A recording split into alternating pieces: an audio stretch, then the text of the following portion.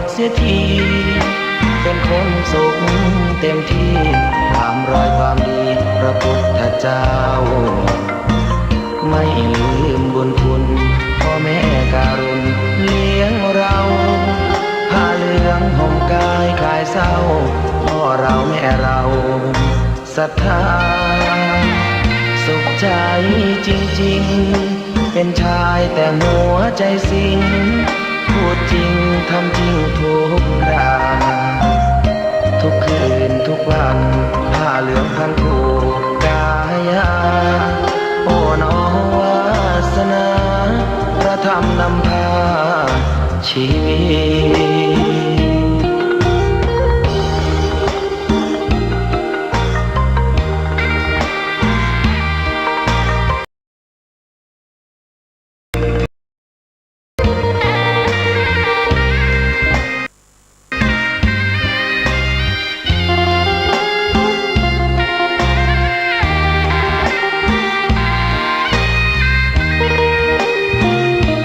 วันรอคอยเข้าโบสถ์ได้บวชเสียทีเป็นคนสุขเต็มที่ตามรอยความดีพระพุทธเจ้าไม่ลืมบุญคุณพ่อแม่การุณเลี้ยงเราผ้าเหลืองห่มกายคลายเศร้าพ่อเราแม่เราศรัทธาสุขใจจริงๆเป็นชายแต่หัวใจสิงพูดจริงทำจริงทุกคราทุกคืนทุกวันผ้าเหลืองพันผูกกายาโอ้น้อวาสนาพระธรรมนำพาชีวิต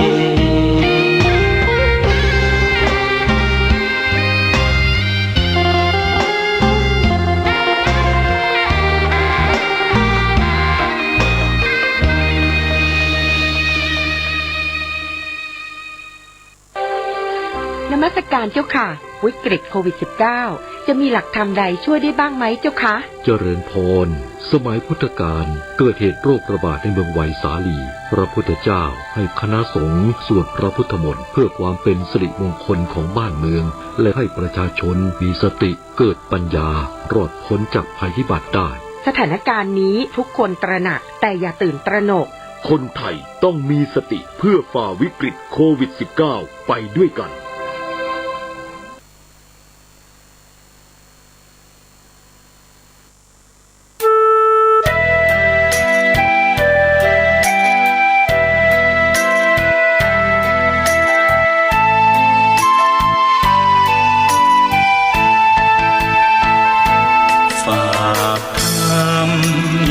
ดึกกับสายลมเพื่อความสุขสมทั่วทุกหัวใจถึงคนทั้งโลกซึ่งอยู่แดนไกลจากคณะสงฆ์เชียงใหม่ที่ได้ตั้งใจเทศกลอนป่านนี้ศรัทธาลับหรือยังหรือกำลังฟังคลื่นนี้กันอยู่หนอขอจงตั้งใจฟังให้เพียงพอฟังด้วยหัวใจจดจ่ออย่าท้อและถอยเลยคืนไหนถ้ามีเวลาว่างจดหมายมาบ้างอย่าทำเงียบเฉยหรือโทรศัพท์เข้ามาติชมเชยถามปัญหาเถิดเอ่ยจะเฉลยให้สุนทรฝากธรรม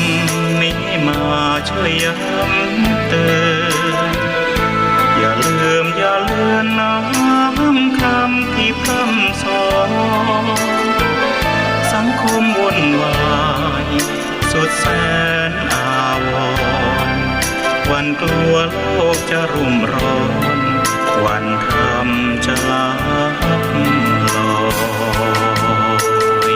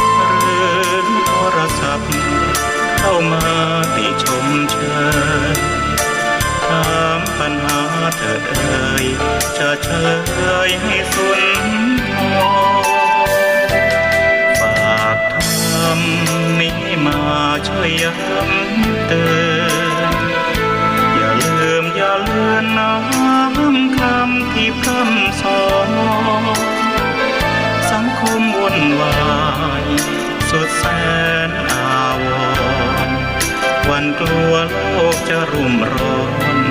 วันทำจะลับลอย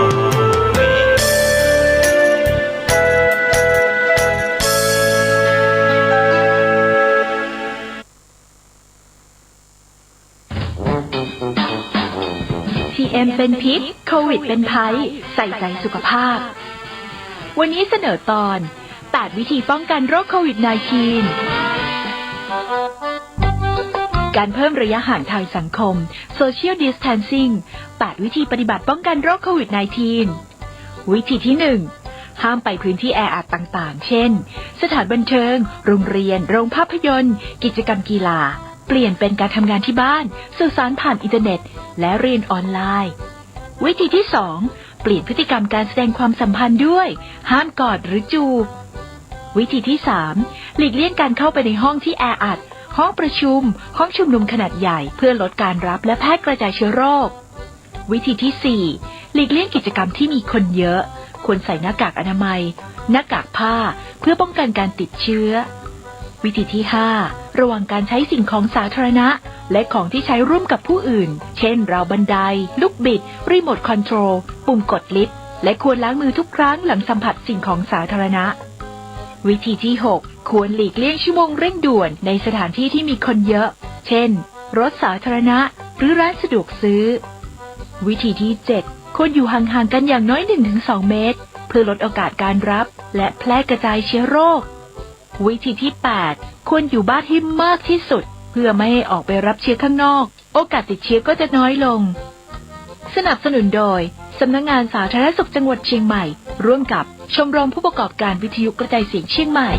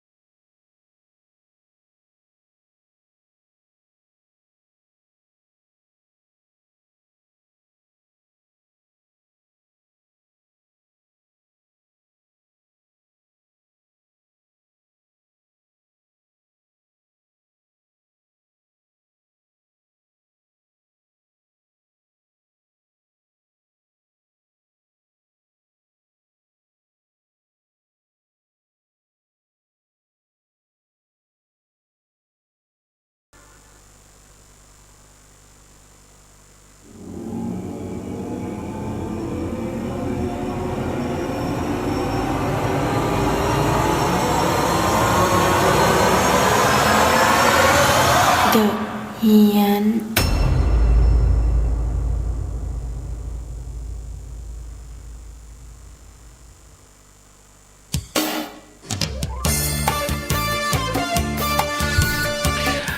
ขอถวายความนอบน้อมแด่องค์สมเด็จพระสัมมาสัมพุทธเจ้าพร้อมด้วยพระธรรมและพระสงฆ์ขอถวายความเคารพพระมหาเถรานุเถระเจ้าคณะพระสังฆาธิการทุกรูปทุกองค์หลวงปู่หลวงตาครูบาอาจารย์และพระภิกษุสามเณรที่ฟังรายการอยู่ พร้อมทั้งขอเจริญพรศรัทธาสาธุชนญาติโยมก็ขอเจริญพรต้อนรับเข้าสู่รายการเดอะเฮียนออกอากาศเป็นประจำทุกค่ำคืนวันจันทร์ถึงวันศุกร์เวลา 5 ทุ่มถึงตีหนึ่งโดยเฉพาะค่ำคืนของวันพฤหัสศุกร์ก็เป็นดีเจ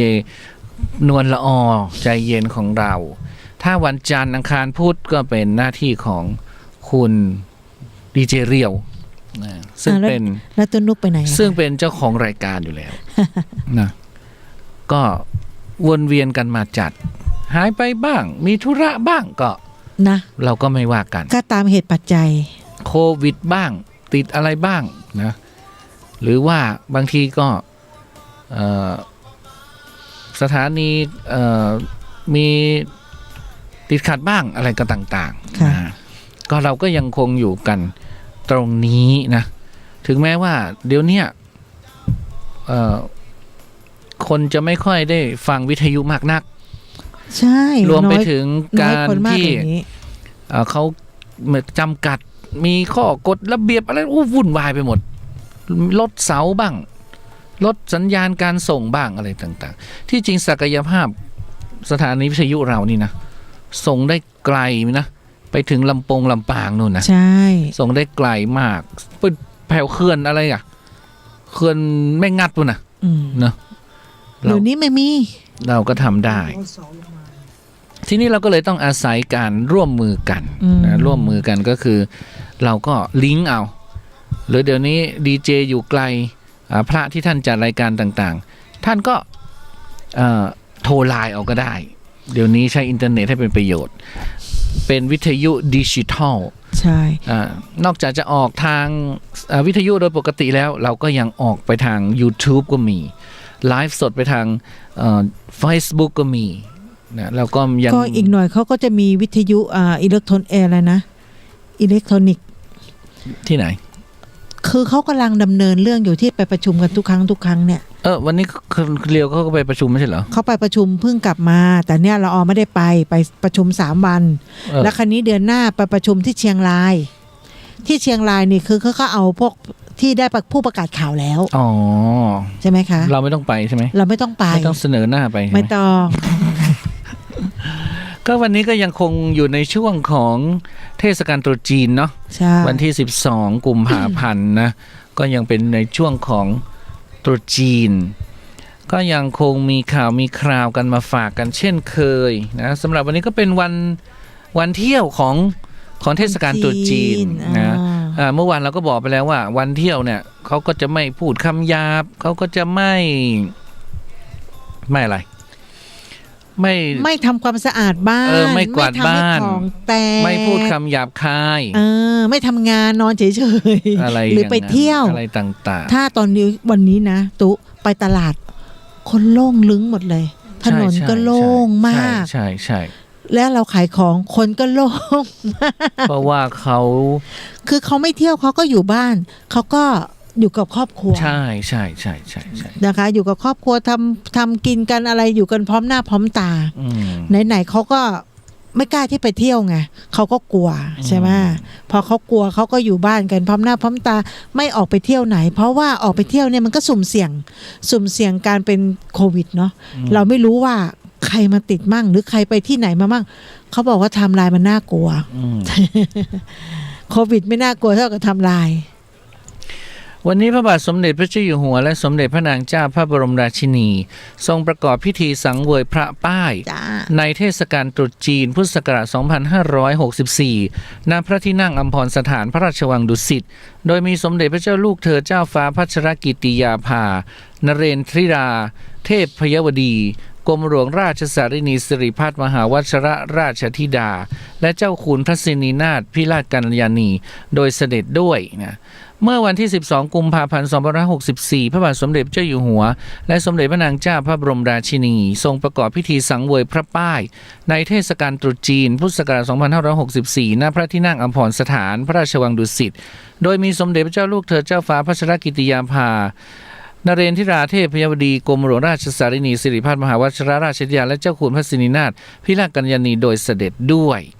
การนี้พระสมเด็จเจ้าอยู่หัวและสมเด็จพระนางเจ้าพระบรมราชินีสมเด็จเจ้าลูกเธอเจ้าฟ้าพัชรกิติยาภาและเจ้าคุณพระสินีนาถเสด็จขึ้นชั้น3พระที่นั่งอัมพรสถานพระราชวังดุสิตทรงวางพวงมาลัยถวายสักการะพระพุทธบุษยรัตน์พระพุทธนรสี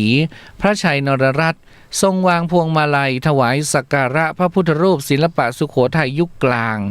ทรงวางพวงมาลัยถวายสักการะพระพุทธปฏิมาชัยวัดประจำรัชกาลที่1ถึงรัชกาลที่7ทรงวางพวงมาลัยถวายสักการะพระพุทธปฏิมาชัยวัดพระพุทธมหาราชฉปริวัติและพระพุทธรูปประจำพระชนมวาลรัชกาลที่9ทรงวางพวงมาลัยถวายราชสักการะพระบรมอัฐิพระบาทสมเด็จพระบรมชนกาธิเบศรมหาภูมิพลอดุลยเดชมหาราชบรมนาถบพิตรทรงจุดธูปเทียนเครื่องทองน้อยทรงวางพวงมาลัยถวายราชสักการะพระสัมพุทธพณีทรงวางพวงมาลัยถวายราชสักการะพระป้ายพระบาทสมเด็จพระจอมเกล้าเจ้าอยู่หัวทรงจุดธูปเทียนเครื่องทองน้อยและเสด็จไปยังที่ประดิษฐานพระบรมรูปและพระแท่นพระบรมและพระแท่นบรรทมพระบาทสมเด็จพระจุลจอมเกล้าเจ้าอยู่หัวทรงวางพวงมาลัยถวายราชสักการะ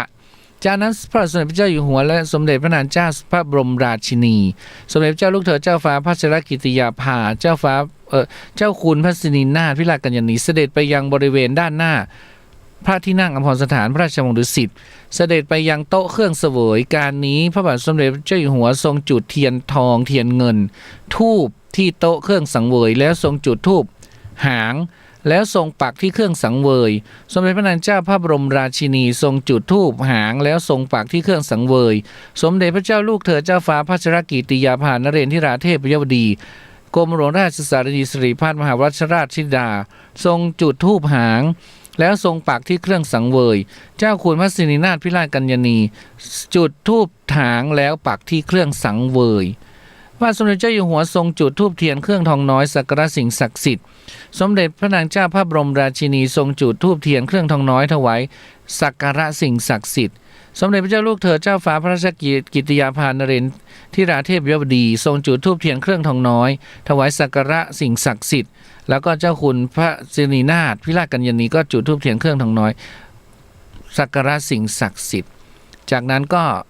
ทั้งหมดนะทุกพระองค์ก็เสร็จแล้วก็ทรงเผากระดาษเงินกระดาษทองเป็นอันเสร็จพระราชพิธีตรุษจีนปีนี้ทำแทนพระเทพทำแทนทำไมไม่ปกติพระเทพจะไม่นี่ฟันทำเองในหลวงต้องทำเองเพราะพระเทพยังไม่หายป่วยมั้งเมื่อก่อนในหลวงทำแทนรัชกาลที่9ไงอันนี้รัชกาลที่10ท่านก็ทำเองเพราะว่าเราเห็นสมเด็จพระเทพเนี่ยท่านจะไปที่แถวไหนนะที่เมืองคนจีนเยอะๆเยาวราชท่านจะไปแต่ปีนี้ไม่เห็นข่าวก็ต้องทรงพักฟื้นเพราะว่าทรงอะไรหกล้มนะใช่หกล้มแล้วก็สำหรับวันนี้นะที่วัดมังกรกมลวาสหรือวัดเล่นเนื้อยี่ซึ่งถือว่าเป็นวัดพุทธศาสนานิกายมหายานที่ได้รับความนิยมสูงสุดเพราะว่าอยู่ในย่านเก่าแก่ของชาวจีนที่มาอาศัยในเมืองสยามและมีรูปแบบศาสนพิธีครบวงจรตามความเชื่อของชาวจีนที่ยึดถือปฏิบัติมายาวนานโดยเฉพาะการแก้ชงนะหลายคนก็ปีนี้ก็เรื่องชงเรื่องเชิงอะไรก็มันชงทุกคนนั่นแหละตอนเนี้ยมันแย่ทุกคน คือก็น้อยลงไงมันชงทุกคนไม่ต้องไม่ตื่นเต้นนะเรื่องชงเรื่องเชิงอะไรไม่ตื่นเต้นทีนี้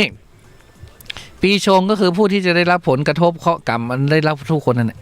หรือเรียกว่าชงร้อยนะชงร้อย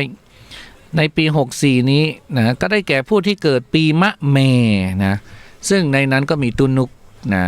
ก็คือผู้ที่เกิด2474 2486 2474ยังอยู่เหรอ 2486 2498ไม่ต้องแก้แล้วมั้ง2474เนี่ยต้องแก้ชงไหม แก้ไม่ทันแล้วไหม 2486 2498 2510 2522 2534 2546แล้วก็คนที่เกิด2558อู้เกิดตะวันซืนนี่2558ปีแพะอันนี้เขาเรียกว่าชงร้อยแต่ตุ้นุกไม่มีความรู้สึกในการชงอะไรเลยเพราะว่าชงตลอดอยู่แล้วแล้วก็มันเขาเรียกว่าชงดีก็มีนะไม่ใช่ชงไม่ดีชงเนี่ยแปลว่าชนเนี่ยก็หมายความว่ามันจะชนดีไม่ดีก็ได้นะถ้าเราไปชนอะไรอ่ะชนกับคนดีอ่ะใช่ไหมอย่างสมมติดวงเราไม่ดีแต่เรารู้ว่าใครดวงดีเราก็ไปคบกับคนนั้นเห็นไหมดวงเขาก็อาจจะช่วยเราก็ได้เขาเรียกว่าดุลหนุนกันเหมือนกับว่าเราเนี่ยเป็นคนจนแต่ทีนี้เพื่อนเราอ่ะเพื่อนเราอ่ะเป็นคนรวยมากแล้วก็อยากจะเปิดร้านทีนี้เขาก็มาชวนเราใช่ไหมแต่ทีนี้เราไม่มีเงินเขาก็เลยบอกว่าอ้าวไปทำงานในร้านสิอะไรเงี้ยนะก็ได้เงินแหละแต่มันได้แบบอะไรอาจจะลำบากน้อยอ้อมน้อยอะไรเงี้ยแต่ทีนี้ถ้าเรารู้ว่าดวงเราไม่ดีแล้วก็ไปหาคนที่ดีๆสินะเขาก็แต่ว่าที่ใครที่ชงแล้วก็อยากจะให้มันสบายใจเนาะก็ไปที่ศาลเจ้าหรือว่าไปที่วัดเล่งเนยี่หรือว่าไปที่วัดจีนก็ได้หรือว่าไปที่ศาลเจ้าที่เขามีสินแสที่ว่าแก้ชงให้นะวิธีแก้ชงก็คือการไหว้เทพเจ้าไถ่สวยเอี้ยไถ่สวยเอี้ยก็คือเทพเจ้าที่คุ้มครองดวงชะตาของคนนะของเป็นความเชื่อของชาวจีนนะโดยที่วิธีการแก้ชงก็คือดวงเราไม่ดีใช่ไหมแล้วก็เอาดวงเราเนี่ยไปฝากกับเทพเจ้าให้ท่านดูแลแค่นั้นเองแล้วก็นำของไหว้มาสักการะเทพไถ่สวยเอี้ยเพื่อบอกกล่าวเขียนเทียบดวงไปฝากไว้แก่เทพเจ้าไถ่สวยเอี้ยโดยเตรียมของไหว้ดังนี้ดอกไม้สด1คู่เทียนแดง1คู่ธูป3ดอกงิ่งเตี้ยคืออะไรวะ งิ่งเตี้ย13ชุดเทียงเท่าจี้1คู่กิมหงิ่งเต้า1คู่อาหารเจ5อย่างถั่วลิสง25เมล็ดพุทรา25ผลพุทราแดงด้วยนะขนมโก5ชิ้นน้ำชา5ถ้วยแล้วก็ข้าวสวยพูน5ถ้วยนะ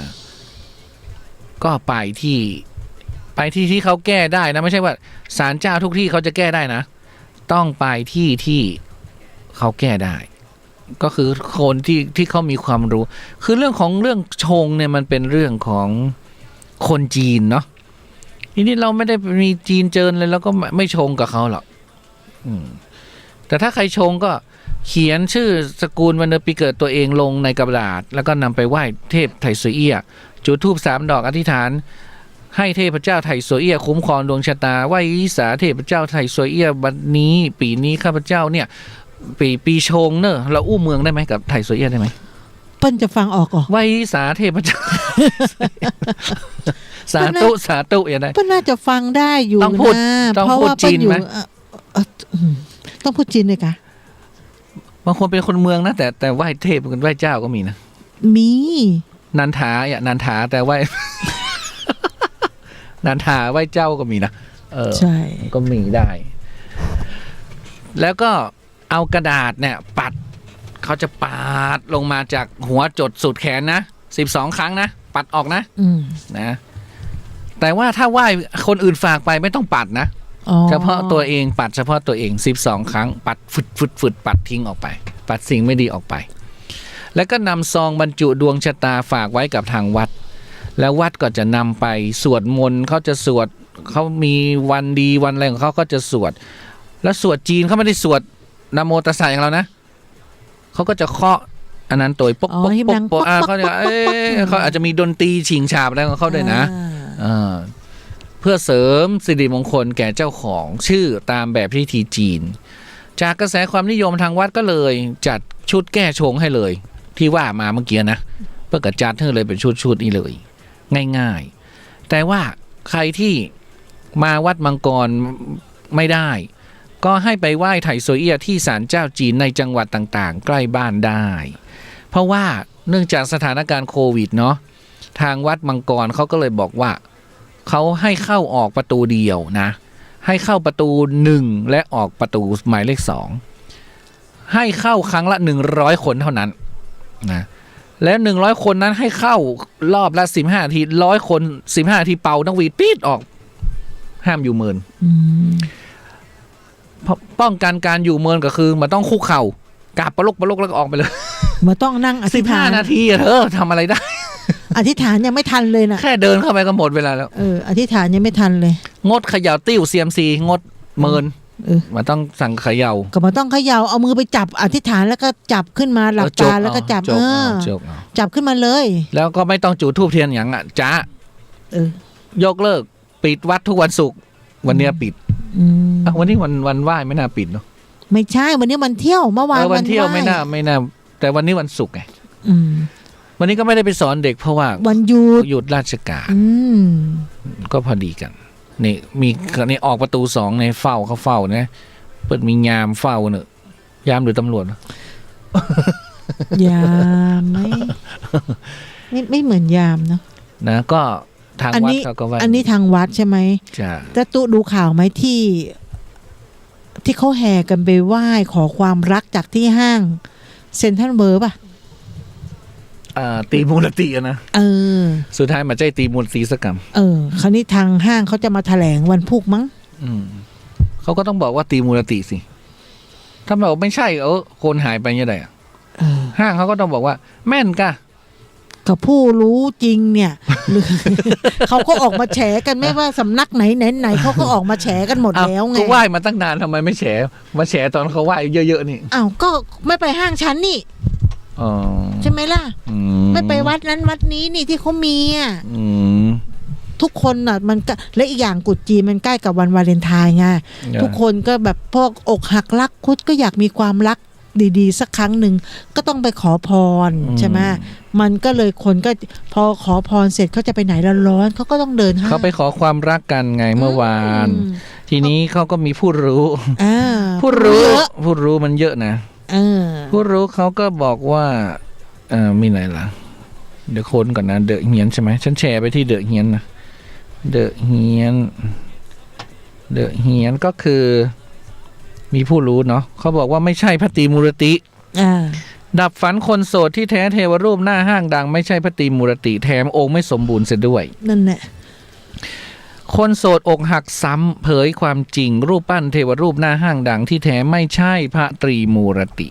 หลังคนแห่ขอโชคด้านความดังที่จริงคือพระสทาศิวะสทาศิวะก็คือพระศิวะห้าเสียรหรือเรียกว่าปัญจมุขีหรือสทาศิวะนะหน้าห้างนั่นแหละไม่ต้องไปเอ่ยชื่อเขาหรอกก็คือเป็นที่จริงคนโสดเข้าไปไหว้นานแล้วนะเอาดอกกุหลาบไปไหว้กันเนาะบางคนก็ได้บางคนก็ไม่ได้เนาะเพราะเป็นความเชื่อก็อย่างที่เขาบอกว่าเทพเจ้าองค์นั้นก็คงจะคิดว่ามึงมาขอกูทำไม กูก็อกหักจากความรักเทพเจ้าองค์นั้นอาจจะอกหักจากความรักก็ได้ท่านอาจจะไปเก่งทางการค้าหรือท่านอาจจะไปเก่งอีกทางหนึ่งซึ่งไม่ใช่ทางความรักไงแต่ท่านก็ยังเมตตาให้กับคนที่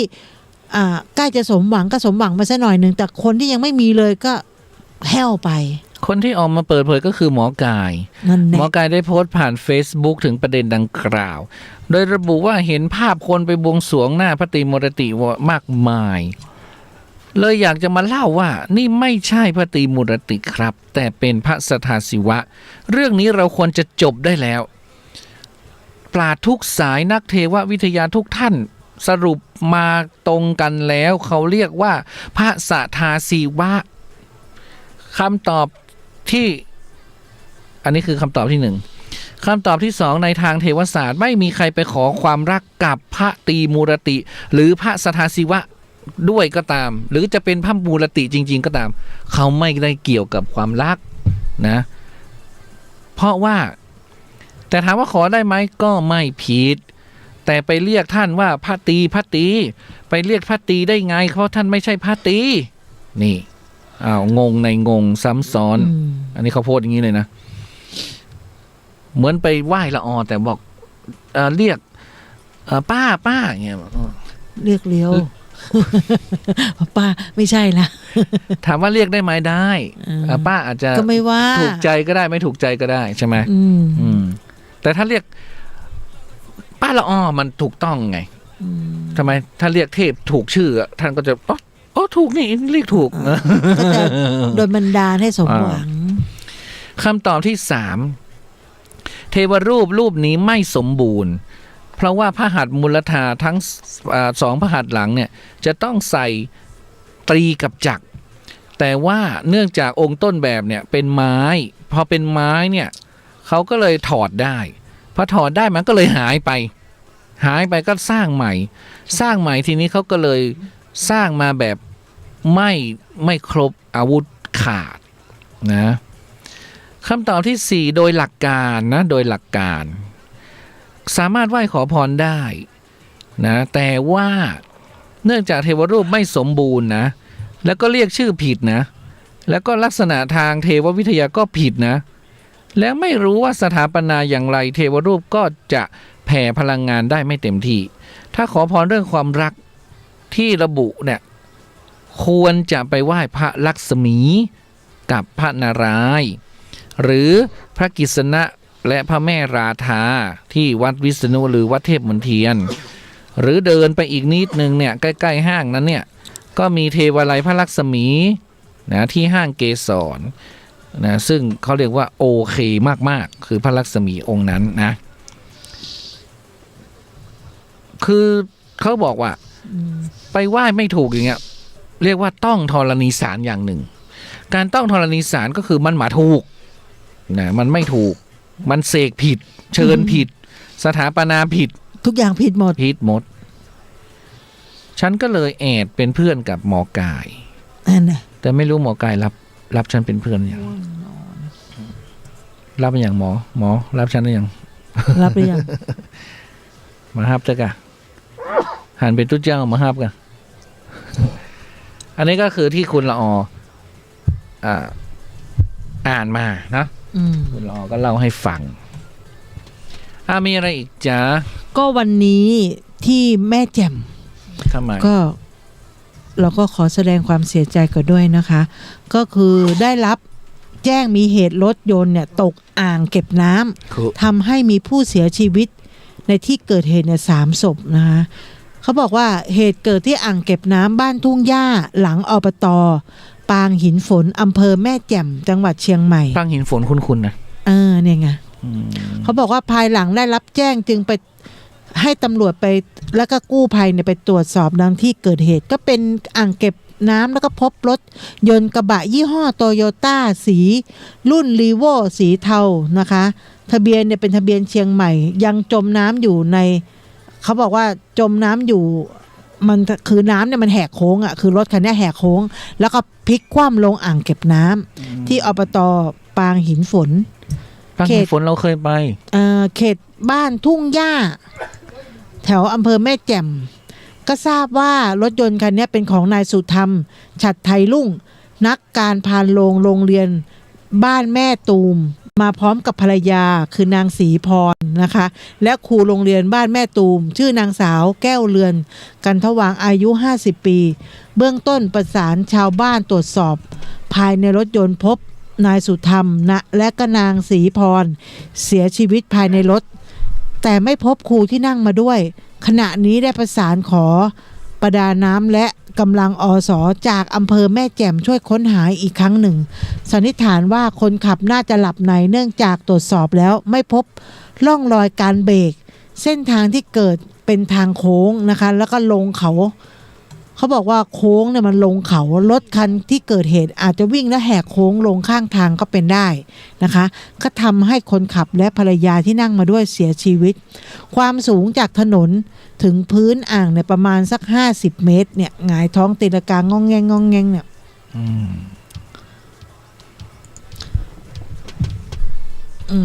ก็ขอแสดงความเสียใจด้วยเนาะก็อีกศพหนึ่งยังไม่พบเพราะเขานั่งกันไป3 คน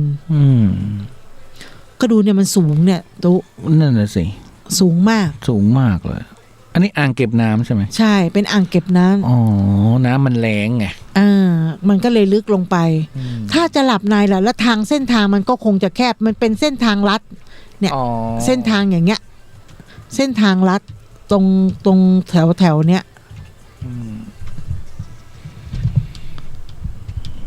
นี่ไงทางมันจะแคบเห็นไหมเป็นทางโรงเรียนทางชาวบ้านน่ะที่เขาขับกันนั่นแหละก็เลยเกิดอุบัติเหตุเกิดขึ้นวันนี้ก็มีข่าว อย่างที่คุณกะละแมเขาประกาศเนาะเขายุติพิธีกรทั้งหลายทั้งมวลความคืบหน้าล่าสุดนะเมื่อวันที่12ก็ขออภัยกุมภาพันธ์บริษัททีวีทันเดอร์ได้ประกาศหาพิธีกรคนใหม่เพื่อมารับหน้าที่แทนคุณกะละแมที่ได้ประกาศขอยุติบทบาทหน้าที่พิธีกรรายการ Take Me Out Thailand คู่กับณเนกโดยระบุว่านายณัฐกฤษ วรรณพินโยผู้ช่วยประธานเจ้าหน้าที่บริหารบริษัททีวีทันเดอร์เปิดเผยว่าตอนนี้ Take Me Out Thailand ก็กำลังเร่งสรรหาพิธีกรคนใหม่เปิดสมัครบ้างดีกว่าอาจจะเป็นคุณนวลอก็ได้เธอไปอันนี้นะกับเกษเสพสวัสดิ์นะณเนกนะโอ้ยดำเหมือนกันเปิงอ่ะมันเปิงกันอ่ะไปสมัครแทนเนี่ยคุณกะละแมเขาก็โทรไปนะว่าโทรไปที่บริษัทว่าขอแจ้งเรื่องการยุติบทบาทพิธีกรทีนี้ทีวีทันเดอร์ก็เข้าใจในสถานการณ์และก็เคารพการตัดสินใจของคุณกะละแมในครั้งนี้ส่วนพิธีกรคนใหม่ที่จะมาดำเนินหน้าที่แทนนั้นตอนนี้อยู่ในขั้นตอนการพิจารณาก็อาจจะมี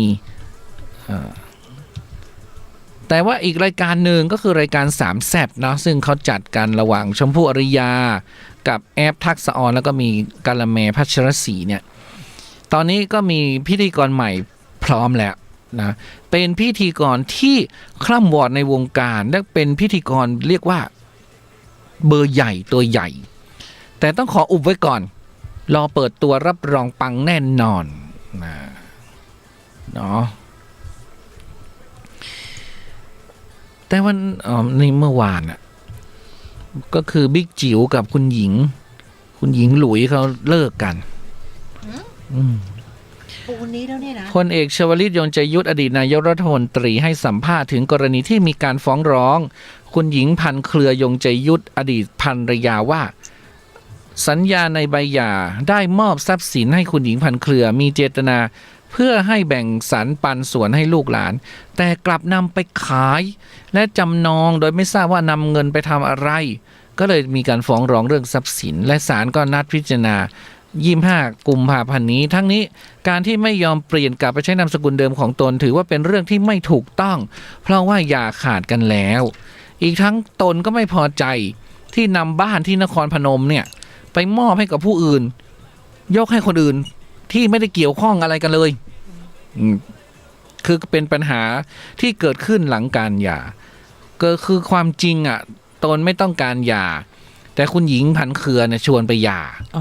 และคุณหญิงพันเครือก็เป็นคนแรกที่เซ็นใบหย่า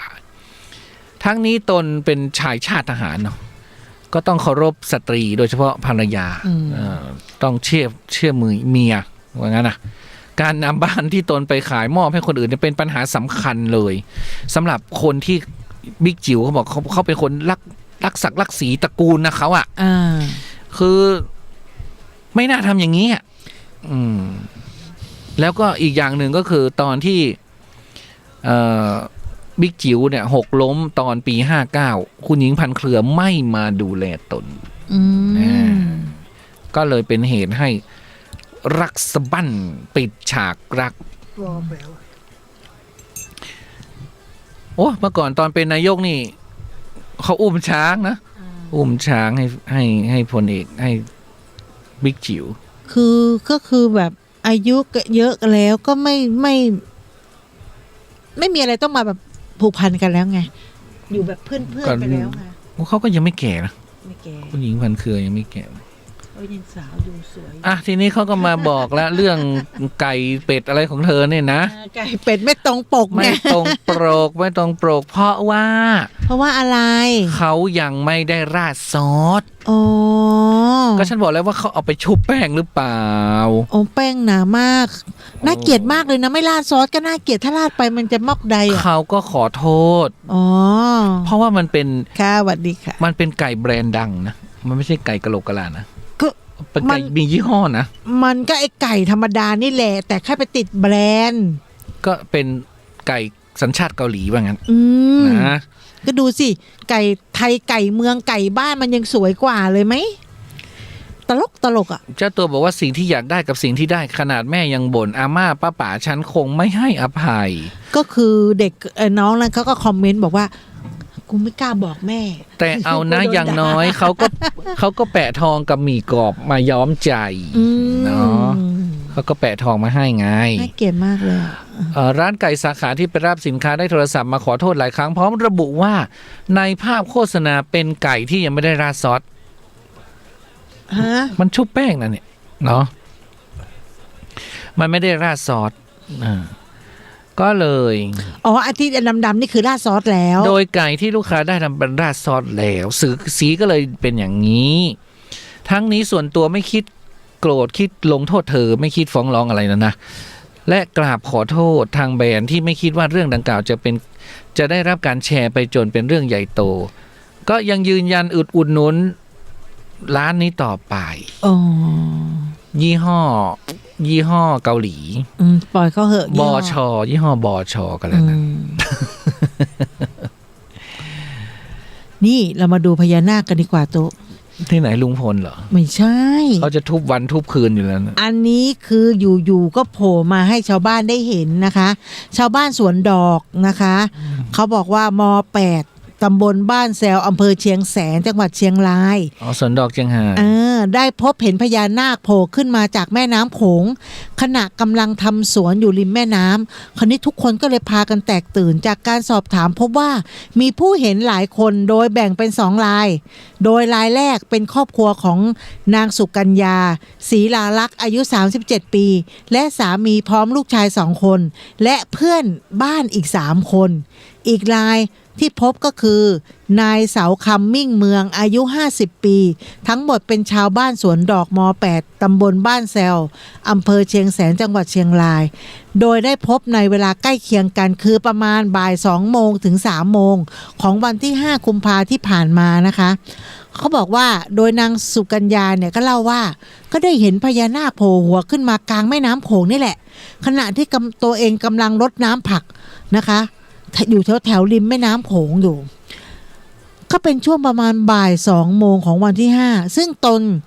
มันตรงกับวันพระแรม8ค่ำเดือน3โดยขณะที่กำลังรดน้ำอยู่นั่นเองก็ได้หันไปเห็นหัวของพญานาคสีเขียว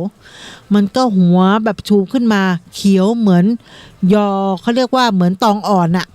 โผล่ขึ้นมาจากแม่น้ำโขงห่างออกจากฝั่งไปประมาณ10เมตรหรือประมาณก็คือเห็นประมาณ2วินาทีแล้วเขาก็มุดน้ำหายไปก็จึงได้หยุดและก็เรียกลูกๆที่กำลังเล่นน้ำอยู่ขึ้นจากน้ำแล้วก็ได้ขึ้นไป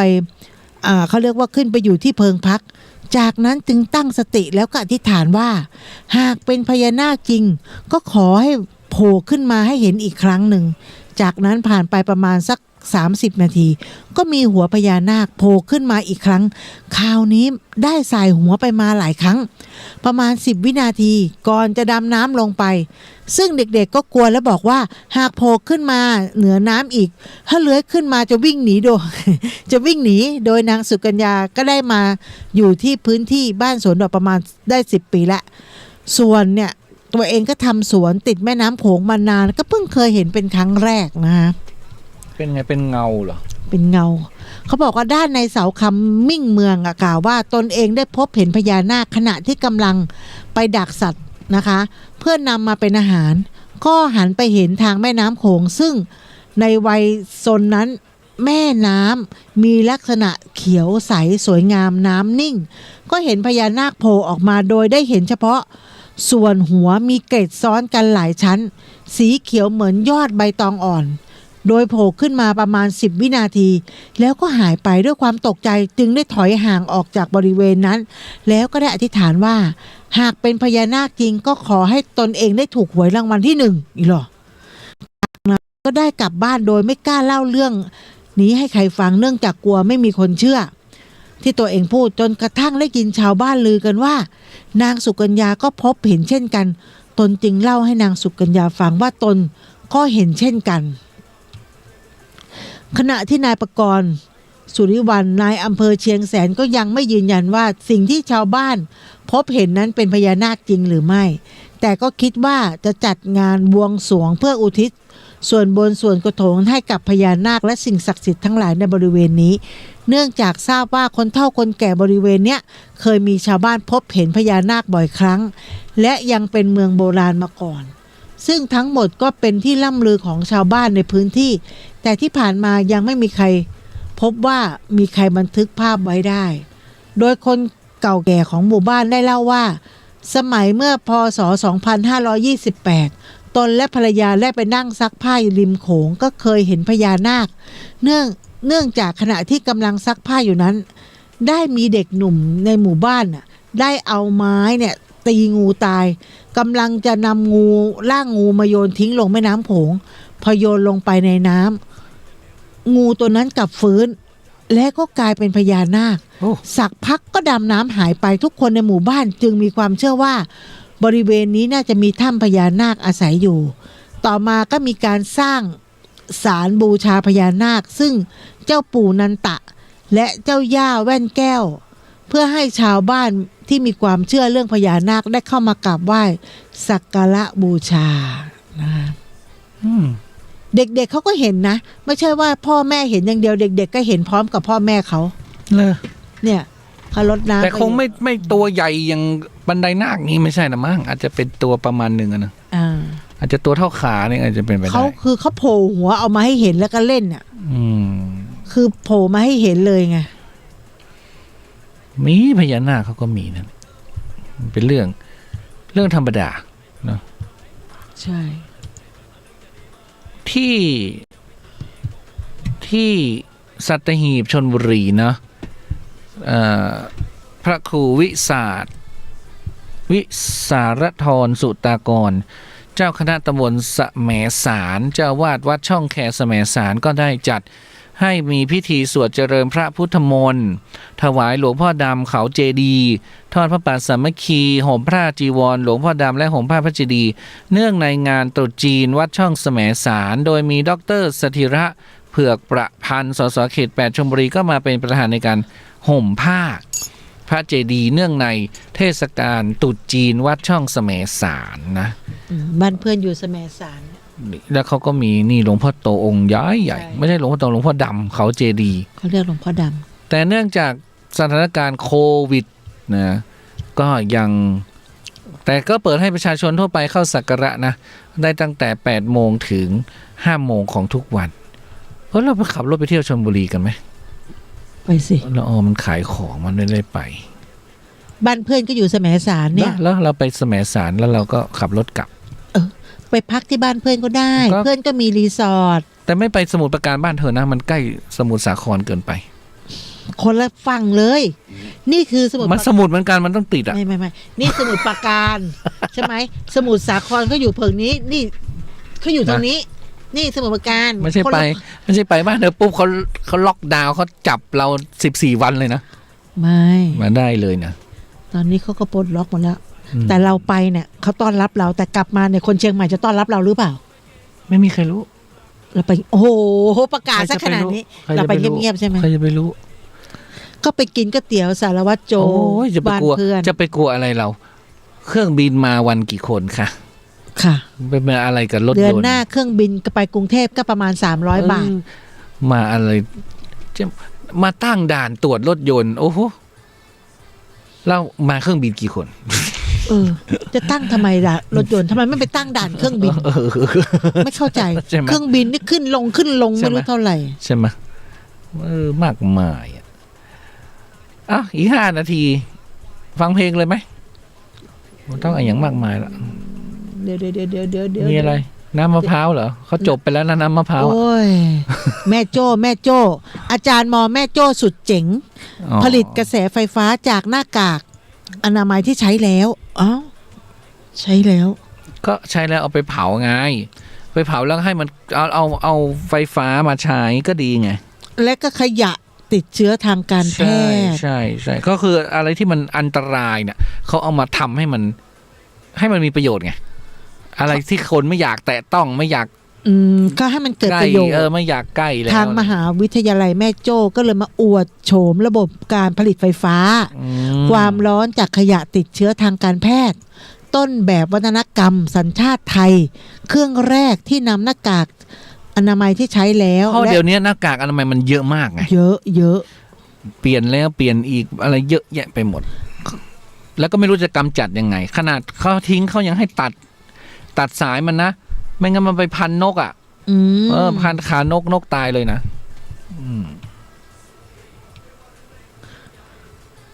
ก็มีเขาบอกว่าก็ทำให้ผลิตกระแสไฟฟ้าได้นะคะ ก็ เอามาตั้งที่ธรรมสถานสักเครื่องเนี่ย ก็น่าสนใจ จะไม่ต้องจ่ายค่าไฟนะ ก็น่าสนใจอยู่ เครื่องเท่าไหร่ซื้อมาสิ เขากำลังทำอยู่ บอกให้เรียวไปติดต่อมา แต่ทีนี้เราก็ต้องหาขยะมาเผาแล้วนะทีนี้นะ ขยะใบไม้ไม่จำเป็นไม่ได้ใช่ไหมมันต้องขยะทางการแพทย์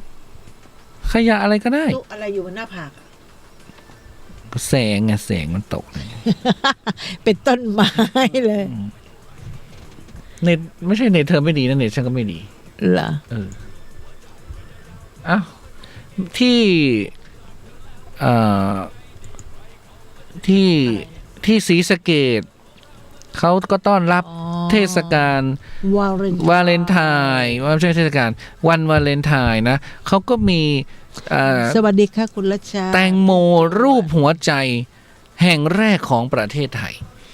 ปลูกอยู่ใจกลางเมืองศรีสะเกษนะก็ไม่แปลกอะไรเขาก็เอามามันมีบล็อกไงมันมีบล็อกหัวใจอยู่ก็แต่ทีนี้เขาก็เอาประมูลไงคือเขาทำแตงโมลูกหัวใจในประมาณ200ลูกกระจายเต็มพื้นที่1ไร่ลูกแตงโมที่อยู่ในกล่องหัวใจเนี่ยก็จะเติบโตขึ้นเป็นแตงโมที่เป็นรูปหัวใจทีนี้ผู้ว่าราชการจังหวัดศรีสะเกษก็ได้ใช้กรรไกรตัดแตงโมรูปหัวใจลูกแรกคือให้ผู้ว่าตัดเป็นคนแรกรูปแรกจากนั้นก็ได้นำเอาแตงโมรูปหัวใจไปประมูลไอ้ลูกแรกที่ตัดมาเนี่ยที่ผู้ว่าตัดเนี่ยเขาเริ่มต้นที่ราคา 50,000 บาท50,000 บาทก็มีคนประมูลยกมือเรื่อยๆนะแล้วก็ขณะที่ทำการประมูลอยู่นั้นคุณจาพนมยีรำนะนักแสดงไทยคนแรกที่เป็นพระเอกหนังฮอลลีวูดก็โฟนอินมาประมูลด้วยนะหลังจากนั้น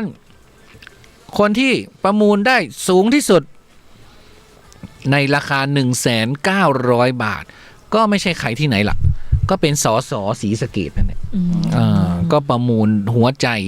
แตงโมรูปหัวใจลูกแรกที่ผู้ว่าตัดนะเขาจะไปทำไมรู้ไหมเขาก็จะเอาไปมอบให้สีภรรยาของเขาลูกละแสน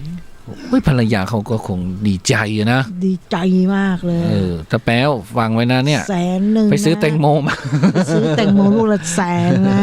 ไปซื้อกระเป๋าดีกว่าเขาก็ภาคภูมิใจนะก็ถือเป็นเรื่องดีๆของชาวศรีสะเกษเนาะเพราะว่าเขาก็เขาเรียกอะไรทำแตงโมให้เป็นหัวใจเพราะว่าเวลามันผ่าออกมามันจะสวยไงข้างในมันจะแดงปึ้งลึงเนี่ยแดงเป็นลูกกลมๆแต่ถ้าไม่แดงนี่จบเลยนะ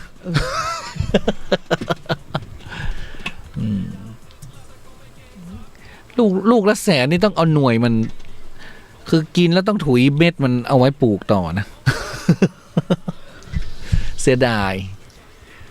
เอ้า00.00ละ ฟังเพลง ไปฟังเพลงกันสักครู่หนึ่งเนาะแล้วเราก็จะกลับมาเล่าเรื่องลานโพ วันนี้จะเล่าเรื่องลานโพ เดี๋ยวก่อนเอาเพลงอะไรนี่ เพลงเอาเพลงนี้ก่อนแล้วกันนะ มาสิ เน็ตก็ช้านะเนี่ย น้อยใจยา มาสิมา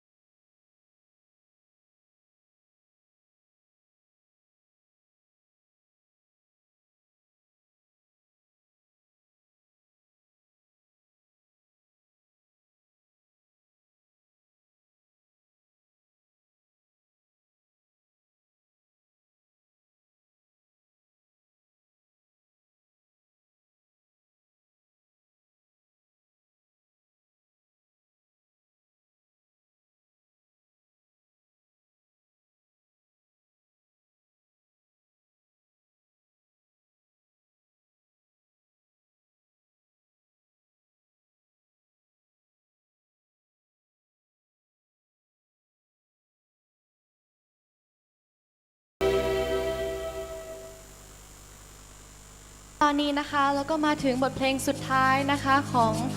เบรกแรกกันแล้วนะคะกับเพลงลอดลายมังกรค่ะ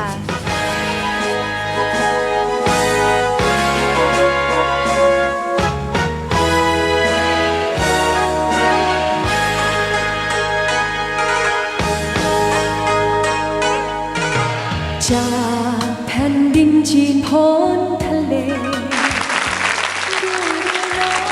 ยล่องลอยสุดไกลแสนไกลหอบติดมาเสื้อพื้นหมอนใบสู่อ่าวไทยแผ่นดินสยามดังมังกรซ่อนสุกกายาหลบหลีกมาสึกไกลจากไฟสงครามได้ใบบุญแผ่คุ้มยังจังตั้งใจทำสัมมาหากินกันตายสร้างตำนานการค้าให้คงประจักษ์สร้างตำนานความรักระบือไกลให้กำเนิดหนุ่มสาวรุ่นเยาว์วัยซึ่งล้วนเป็นคลื่นลูกใหม่ที่ไฟแรงเข้าชิงชัยในชั้นช่างธุรกิจด้วยปัญญาความคิดที่พลิกแพลงเรื่องหัวใจศึกรักเริ่มรุนแรงผลของมันแสดงชัดเจนที่ใจ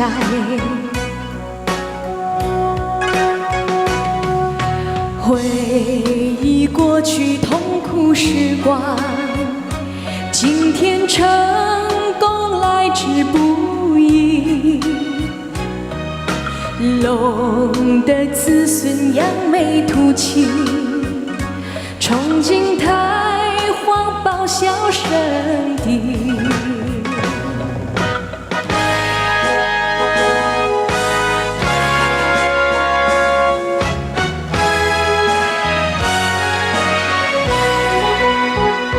吃苦中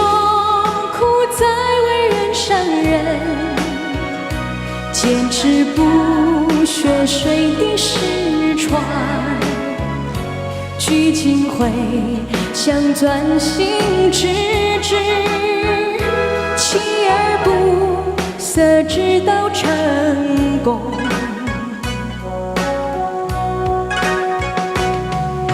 ผ่านคืนวันอันภาคเพียรเมื่อมองเรียนเศษตั้งครั้งยังซ่อนกายเมื่อมังกรเริ่มงานลายตั้งใจหมายตอบแทนพระคุณพื้นดิน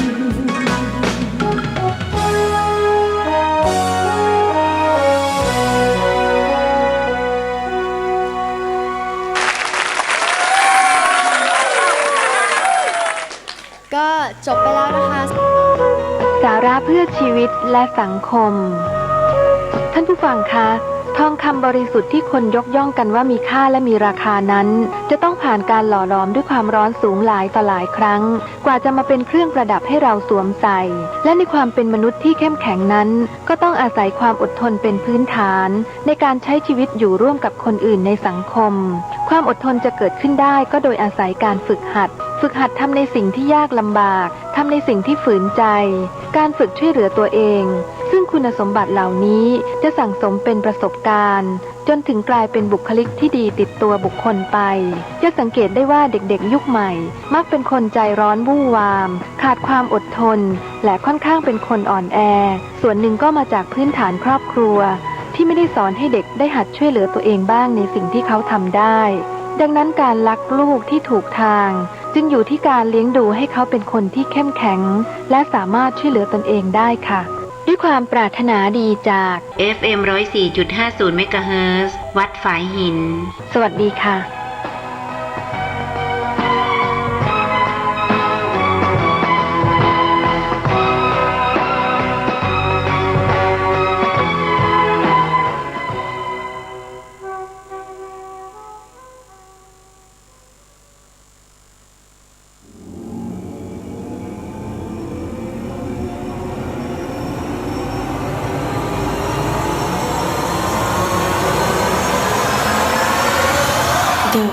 เฮียน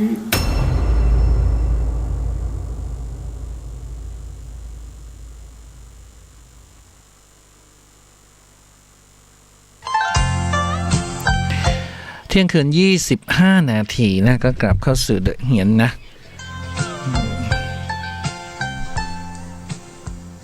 วันนี้ก็ยังคงเป็นวันเที่ยวนะก็อย่างที่ว่าในวันเที่ยวเราก็ไม่อยากนำเรื่องอะไรที่มันไม่ดีมาเล่าอ่ะที่จริงมีเรื่องของการใส่ของโดนของการแก้ของมีแต่เราไม่อยากเล่าไงวันนี้มันน่ากลัวเราไปเล่าวันอื่นทีนี้เราก็เล่าเรื่องของต้นโพลานโพทิ้งไว้ใครไม่ฟังวันนี้ก็ไม่ได้ฟังนะ ก็ไปฟังย้อนหลังได้เดี๋ยวนี้มันฟังย้อนหลังได้ก็เมื่อวานก็เกริ่นไปแล้วว่าเรื่องที่ว่าทำไมถึงต้องมาอะไรจัดปฏิสังขรณ์ลานโพของเรานะซึ่งลานโพของเราเนี่ยใครไปใครมาเขาก็จะมาบอกเป็นเสียงเดียวกันว่าทั้งธรรมสถานเนี่ยนะลานโพเนี่ยมีพลังที่สุดนอกจากห้องพระนะใช่เขาก็มาบอกว่าลานโพเนี่ยดีอย่างนั้นดีมาปฏิบัติดีสวยนะมาปฏิบัติมาขออะไรดีแล้วเราก็รู้สึกดีเพราะว่าเป็นลานเป็นต้นโพเราก็เคารพนับถืออยู่แล้วนะเคารพนับถือต้นโพเป็นต้นไม้ที่พระพุทธเจ้าตรัสรู้นะแล้วก็เคารพนับถือต้นโพอยู่แล้วทีนี้แต่เราไม่ได้สัมผัสลึกซึ้งเหมือนคนที่เขาเห็นเข้ามาบอกที่นี่บอกเข้าเราก็ไม่รู้จะทำยังไงแต่เราก็เห็นแล้วว่าลานโพมันก็ทรุดโทรมไปตามกาลเวลาทั้งต้นไม้ที่เคยปลูกอยู่เนี่ยมันก็รกคือมันโตเนาะมันโตมันก็รกมันก็ละเกะละกะมันก็ไม่มีใครตัดเนาะลุงเปงก็แก่แล้วลุงเปงคนสวนเรานี่นะก็แก่มากแล้วเนาะท่านก็ได้แต่อะไรทำอะไรเล็กๆน้อยๆใช่เพราะว่าพระอาจารย์ท่านก็ถือว่าเป็นคนเก่าคนแก่ก็ควรก็ดูแลกันไปไม่ใช่ว่าเก่าแก่แล้วจะทิ้งขว้างไม่ใช่พระอาจารย์ท่านไม่ทิ้งขว้างใครอยู่แล้วท่านก็ให้มาทำงานอาจจะเห็นว่าคนแก่ควรจะทำงานบ้างไม่ใช่อยู่เฉยๆอะไรเงี้ยเพราะว่าก็ได้ออกกำลังกายเดินไปเดินมาก็ยิ่งดีอะไรอย่างนั้นนะที่นี่เราอะไรที่เราจะพัฒนาเราก็ต้องทำเองแล้วก็ตัวนุกก็เลยได้เกริ่นกับอาจารย์แม่ชีพิมพ์ซึ่งอาจารย์แม่ชีพิมพ์ก็เป็นคนที่ดูห่วงจุ้ยได้อาจารย์แม่ชีพิมพ์ก็พระอาจารย์พระสกรก็ให้แม่ชีพิมพ์เนี่ยดูแลเรื่องห่วงจุ้ยของธรรมสถานว่าควรจะย้ายอะไรตรงไหนปรับตรงไหนทุบตรงไหนนะพระอาจารย์จะถ้าเป็นเรื่องห่วงจุ้ยพระอาจารย์จะไม่ยุ่งไม่ขัดเลยไม่ขัดเลยว่างั้นทีนี้แม่ชีพิมพ์ก็บอกว่าลานโพพลังอะไรอยู่ที่ลานโพหมดแม้แต่ห้องน้ำที่เราเคยมีที่ห้องตึก2 ชั้นนะแล้วก็โถส้วมเนี่ยมันหันมาทางลานโพก็สั่งทุบหมดเลยย้ายหันออกหมดห้ามหันเข้ามาในลานโพหันข้างหมดแล้วโดยหลังฮวงจุ้ยที่ตุนุกมาศึกษาก็เป็นเช่นนั้นนะทิศทางของโถส้วมหันไปทางไหนทิศนั้นเสียหมดเลยมันเหมือนกับคือแล้วก็หันไปทางลานโพไม่พอหันเขาเรียกว่าออกทางประตูเหมือนใครเห็นใครมองเข้ามาคือเห็นหมดคือเห็นหมดทุกอย่างอะไรในธรรมสถานของเราไม่สามารถจะเก็บความลับอะไรได้เลยอะไรเงี้ยนะก็เลยต้องเปลี่ยนโถส้วมใหม่คือทุบทิ้งไปเลยพระอาจารย์ก็เลยทำเป็นห้องทำงานไปเลยอย่างเงี้ยนะก็มันก็ลดลงซึ่งจริงๆแล้วตรงนั้นเนี่ยตรงนั้นเนี่ยมันเป็นระหว่างตึกเนี่ยมันไม่ควรจะเป็นห้องน้ำด้วยซ้ำใช่มันไปเชื่อมต่อแต่เมื่อก่อนเนี่ยตึกใหม่มันไม่มีตรงนี้มันก็เลยเ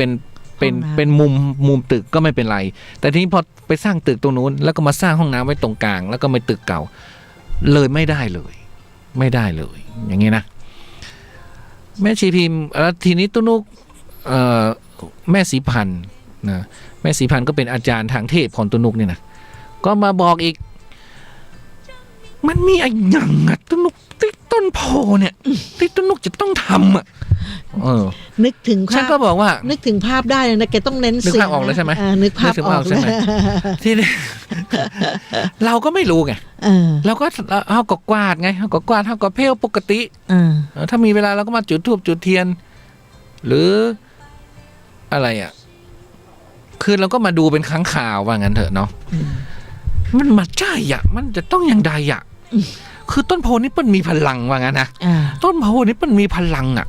เขาจะเนี่ยอย่างใดอ่ะเงี้ยเราก็เลยได้โอกาสก็คุยกับแม่ชีพิมพ์พอดีก่อนที่จะป่วยหนักเนี่ยนะก่อนที่ตุ้นุกจะไปอบรมเนาะก็คุยกันไว้ว่าตุ้นุกจะจัดพระใหม่ที่ลานโพซึ่งก็มีพระที่พระอาจารย์หล่อไว้เป็นหินทรายเป็นอะไรเนี่ยมี3 องค์อิงต้นโพไว้แล้วก็โอ้ยผ่านมาหลายปีใครกวาดขยะกวาดใบโพอะไรก็เอาไปสุมในนั้นนะเอาไปสุมพระนั่นน่ะแล้วก็ตอนนี้ลากโพก็ดันพื้นขึ้นมาอย่างเงี้ยนะอะไรหลายๆอย่างคือมันต้องดูแลมันต้องเปลี่ยนแปลงไงมันถึงเวลาเราก็เลยให้นานรัตน์เนี่ยนะนานรัตน์เนี่ยมายกพระ3 องค์เนี่ยขึ้นตั้งให้สวยๆเนาะทีนี้พอเราเริ่มขยับขยายพระปุ๊บเนี่ยคนก็เริ่มเห็นไงคนก็เริ่มเห็นความเปลี่ยนแปลงไม่ว่าจะเป็นหมูตู้ไม่ว่าจะเป็นอาจารย์พิมพ์ก็ว่าในเมื่อเรายกตั้งท่านแล้วเนี่ยท่านก็กระดำกระด่างว่างั้นนะกระดำกระด่างตากแดดตากฝนอย่างนั้นน่ะก็เลยหมูตู้ก็เลยแนะนำว่านี่ทาสีทองนี่จะงามเนอะงั้นงี้เราก็เลยไปโยนใส่ชมรมธรรมะพยากรณ์ของเราเนี่ยนะว่าทาสีพระใหม่เนี่ยมันอันนี้ส่งเยอะนะมากมายนะเราก็ว่าอย่างงี้ตอนนั้นแม่ชีพิมพ์เปิ้ลก็ยังอยู่เปิ้ลก็เลยรับต่อจากตุ้นุกเพราะตอนนั้นตุ้นุกไปอบรมแม่ชีพิมพ์เปิ้ลก็เลยว่าจะรับทาสีพระทั้ง3 องค์เองตุ้นุกก็เบาใจไปเนาะตุ้นุกก็เลยไปปูตัวหนอนข้างๆแทนอะไรเงี้ยจากนั้นแม่ชีก็สุดหนักเนาะก็รีบไปย้ายประกันสังคมมาที่โรงพยาบาลสวนดอกแล้วจะมารักษาโรงพยาบาลสวนดอกเพราะทุกวันเนี่ยประกันสังคมเนี่ยอยู่ที่นครสวรรค์นครสวรรค์ที่นี้ก็เลยกลับไปก็สุดก็เลยรักษาที่นครสวรรค์เลยแล้วก็ไม่ได้กลับมาก็ทำเรื่องจะย้ายเนี่ยก็เลยไม่ทันได้ย้ายกันเนาะทีนี้ไอ้แมวเนี่ยก็เป็นคือวันไหว้ครูมันก็มาแต่วันเรียนน่ะมันไม่เรียนมันไม่มีเวลาเรียนไอ้แมวขายก๋วยเตี๋ยวอ่ะไอ้แมวก็มาพิมพ์บอกว่าตุ้นุกเจ้าแบบว่าประมาณว่านั่งสมาธินิมิตเห็นอะไรเงี้ยว่าอาจารย์พิมพ์เขาเป็นห่วงหรือจะฝันในกำลังของมันนะเปิ้ลเป็นห่วงแล้วเปิ้ลอันอย่างบัวอันอย่างสักอย่างเนี่ยอันอย่างคือบัวอย่างไงฉันก็เลยเล่ามาแล้วเปิ้ลห่วงเปิ้ลก็บอกว่าอะไรบัวนี่เนี่ยกาแล้วเขาก็ว่ากาเปิ้ลเป็นห่วงกาฉันก็ว่าอย่างนี้เนาะทีนี้ฉันก็เลยเฉลยมันฟังว่าบัวก็คือไอ้บัวนะซึ่งปัจจุบันก็เป็นประธานต่อจากฉันเนี่ยนะ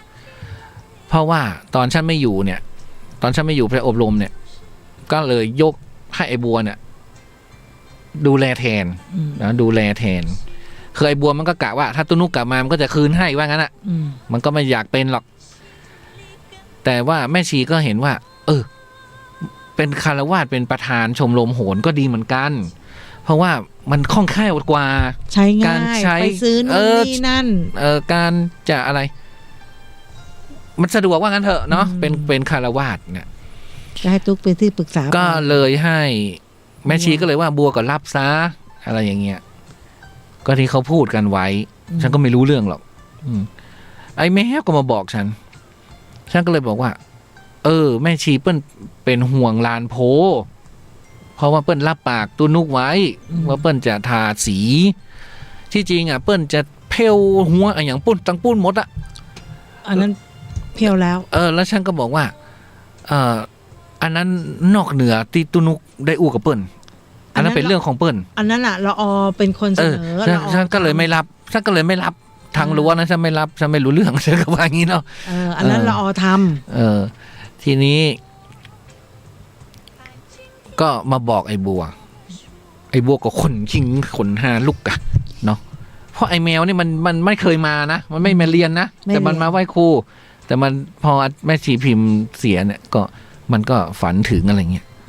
แล้วก็เปิ้ลบอกมาอย่างอี้เนาะลานโพเนี่ยเขาสั่งบัวแต่รถกระป๋ออาจารย์พิมพ์สั่งนี่ว่าให้ย้ายทีนี้เราก็เลยได้ทีเลยไงว่าไอ้บัวแกก็ต้องเป็นประธานแกจะมาหนีไม่ได้แกต้องเป็น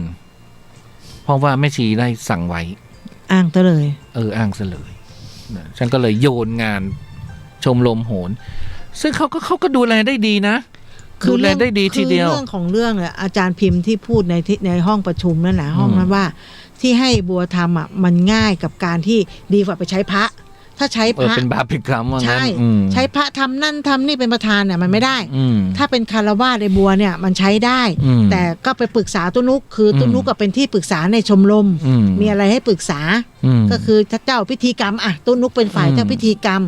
บัวเนี่ยเป็นฝ่ายที่จัดสรรจัดซื้อจัดหาจัดกิจกรรมตุนุกเป็นที่ปรึกษาทีนี้ตอนที่อาจารย์พิมพ์อยู่เนี่ยอาจารย์พิมพ์เขาก็รวบรวมปัจจัยเงินมาเพื่อจะทาสีเนี่ยได้ประมาณ 3,000 บาททีนี้มันไม่ใช่อยู่ดีๆจะมาทาได้ไงมันต้องขัดก่อนมันต้องโป๊ก่อนมันต้องต่อนิ้วหักอะไรหรืออะไรก่อนไงคือต้องบูรณะก่อนต้องเคลียร์ก่อนถึงจะลงสีได้แล้วไม่ใช่ลงครั้งเดียวไงสีอ่ะไม่ได้มันต้องลงพื้นลงอะไรปรากฏว่างบก็บานปลายเป็น 6,000-7,000 กว่าบาทว่างั้นนะทีนี้มันก็ขาดไปอีก 4-5,000 เนี่ยเนาะก็มันก็เป็นหน้าที่ไอ้บัวไงก็เลยบอกว่ามันเป็นหน้าที่แกไอ้บัวแกเป็นประธานแกต้องสำแดง power คนเป็น ประธานเอาเองว่างั้นนะทีนี้ไอ้บัวมันก็ว่าเงินชมรมมันก็พอมีที่เราเคยดูดวงเก็บค่าครูกันไว้เนี่ยนะแต่ถ้าเราเอาเงินส่วนนี้ออกหมดเนี่ยเงินชมรมก็จะไม่มีเลยไม่เหลือเลยว่างั้นก็เลยจะหาเงินว่าพี่เลียวขอพี่เลียวเนี่ยไลฟ์สดขอพี่เลียวแบบประชาสัมพันธ์ขอพี่เลียวแบบว่าวันมาฆะเนี่ยจะตั้งโต๊ะกันไหมดูดวงกันไหมหาเงินเข้าชมรมเนี่ยเนาะทีนี้ก็คุยกันไปคุยกันมาปรากฏว่ามันก็ไปคุยกับใครก็ไม่รู้ล่ะก็มีเจ้าภาพพอดีเขาก็บอกว่าขาดเท่าไหร่เขาจะรับหมดทีนี้อีเลียวกำลังจะอ้าปากกำลังขอบัญชีตุนุกละว่าจะให้โอนมาบัญชีตุนุกอะไรเงี้ยจะได้ดูดีบัญชีตุเจ้าเหมือนกันนะก็ปรากฏว่าเขาก็รับไปแล้วเนาะแต่เลียวก็บอกว่าถ้าเขามีส่วนตรงนี้รับแล้วแต่เราต้องหาเงินไม่ใช่ว่าเข้าชมรมใช่ไม่ใช่ว่าสมมุติขาด 3,000 ขอเขาแค่ 3,000 แล้วอย่างอื่นอีกใช่มันต้องบอกเกินไปเพื่ออะไรที่เหลือเนี่ยคือสมมุติทำ 3,000 เราบอกเกินไปเนี่ยเหลือ 3,000 ก็เงินก็อยู่ในชมรมคราวหน้าเราจะได้ไม่ต้องไปร้องขอเขาอีกเกินดีกว่าขาดใช่เนาะดีกว่าว่าพอหมดคราวนี้ปุ๊บคราวหน้าพอจะทำกิจกรรมอะไรร้องขออีกแล้วมันบ่อยไปมันบ่อยเขาก็อะไรวะสู้เราแบบหาทีเดียวแล้วเอาเงินเข้าชมรมทีนี้ก็เลยมาเล่าให้ฟังไงว่าทีนี้จะเสร็จเมื่อไหร่ยังไงก็คือว่า ก็เลยบอกเขาว่าให้ทันมาฆบูชานี้ เราจะทำกิจกรรมวันมาฆบูชาเนี่ยถ้าเกิดใครอยากมาดูดวงดูเบอร์ดูอะไรเนี่ยเอาเงินเข้าชมรมก็ได้ก่อนที่จะมีการเวียนเทียนพอมาฆบูชาเนี่ยลานโพเราจะพร้อมและก็สวยในระดับหนึ่งเพราะว่ายังมีอีกหลายงานที่จะทำอย่างเช่นปีเนี้ยเป็นปีที่ว่าดาวเสาร์ย้ายไปอยู่ราศีมังกรเป็นเกษตราธิบดีในรอบ30ปีเนี่ยนะในรอบ10ปีหรือ20ปีเนี่ยหรือ30ปีเนี่ยนะมันจะกลับมาราศีมังกรเนี่ยคือถ้าใครอยากรู้ชีวิตของตัวเองเมื่อในวันปีนี้เป็นยังไงก็ให้ย้อนกลับไป20ปีที่แล้วเป็นอย่างนั้นอ่ะนั่นแหละประมาณนั้นแต่พอฉันนึกไปก็28ที่แล้วเหรอก็ดีนะอะไรเงี้ย20หรือ30ปีมันก็ดีสมัยก่อนกินเที่ยว30ปีตอนนั้น30ก็ลบก็เหลือ10กว่าขวบก็อยู่ประมาณป.6 ม.1 อะไรประมาณเนี้ยจะก็ดีนะชีวิตก็ดีมากเลย20ปีเพราะฉะนั้นปีนี้ชีวิตฉันก็เลยต้องดีไงอ๋อเหรอป.28 โอ้5 ขวบอยู่ไม่จะเป็นอะไรนะ มันก็ดีอีกอะตุ้ยอึ่งปึงอะแสดงว่าปีนี้ชีวิตมันดีนะฉันก็เลยไม่กลัวปีชงอะไรไงเพราะรู้ว่ามันจะต้องดีปีนี้จะต้องดีปอก็28แล้วนะทีนี้ย้อนกลับไป20เหรอ30ไอปอยังไม่เกิดเลยไอปอ28ยังไม่น่าไปได้เพราะมันวนมาในรอบ30ปี30ปีถ้าวนในรอบ3ปีมันยังไม่เกิดแต่ละออดีไหมก็ดีอ่ะก็ปีนี้ก็ดีไงก็ดีไงเธอลำบากอะไรทุกวันนี้ลำบากก็ไม่ได้บอกใครปะ ไม่ได้ห้อยความลำบากไว้ที่คอไหมทำไมต้องไปบอกคนอื่นว่าฉันลำบากฉันรันทดฉันดราม่าต้องไปดราม่าให้ใครฟังจะหมดเวลาแล้วจะเล่าให้จบละทีนี้ก็คือ ไม่เวลามันน้อยจังเอ็นล่ะ ทีนี้ก็มันยังมีส่วนของน้ำตกน้ำตกเนี่ยก็ตั้งหินพระพุทธรูปนาคปลกท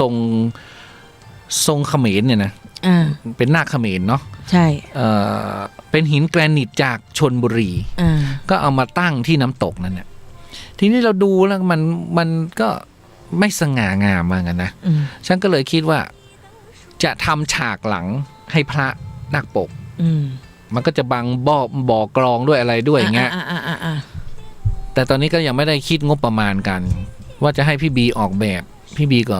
นะอย่างว่านะเพื่อนก็ต้องค่อยๆออกแบบไงอีกปีนึง เราก็ต้องดูว่าแต่เราอยากจะเสริ